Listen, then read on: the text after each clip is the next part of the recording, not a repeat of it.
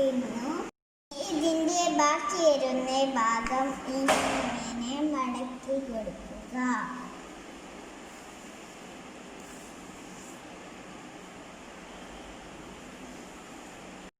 ഞാൻ ഇങ്ങനെ ആക്കി.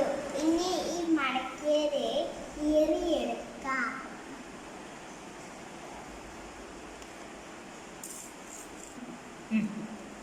ശ്രദ്ധിച്ച് കീറണം.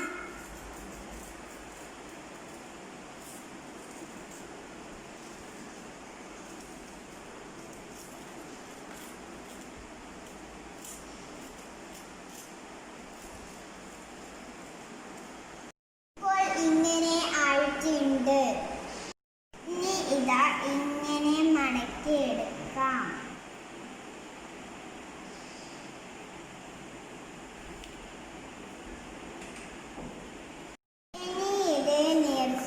ഇതിന്റെ നടുവിലൂടെ ലൈന് കാണാം. ഇനി നമുക്ക് ഇത് ഇവിടെ ഇങ്ങനെ മടക്കാം.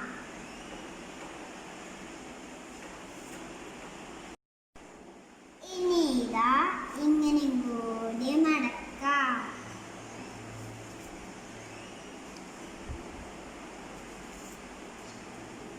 ഇവിടെയും അങ്ങനെ തന്നെ മടക്കാം.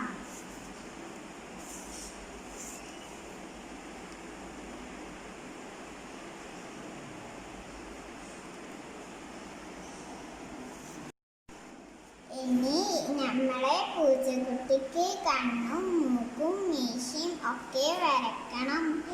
ഞാനിതാ വരക്കുന്ന ശ്രദ്ധിച്ച് നോക്കിക്കോളും കൂട്ടുകാരെ.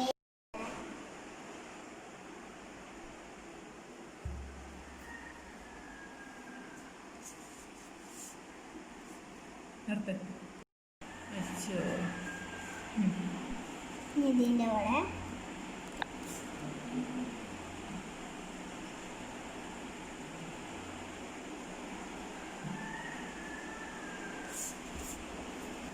കണ്ണിന് ഇതുപോലെ കളറ് കൊടുക്കണം കേട്ടോ.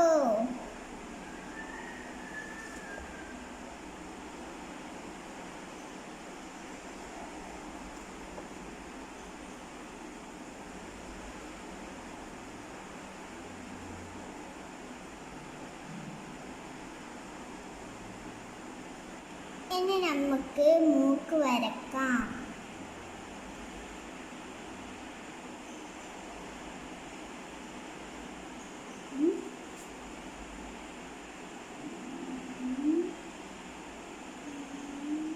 ഇനി മീശ വരക്കാം.